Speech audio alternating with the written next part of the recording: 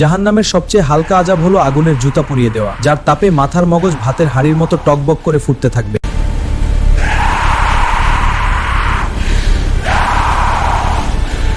জাহান্নামের শব্দবোঝ আবার এই জুতা দরজা করে।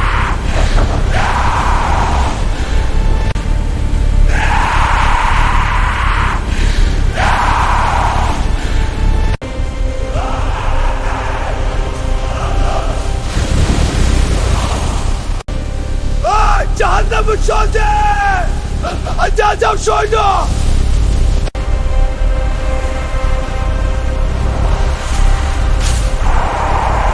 এক সময় সব সৃষ্টি নিজরে গেল, আসে পাখা বলিয়া।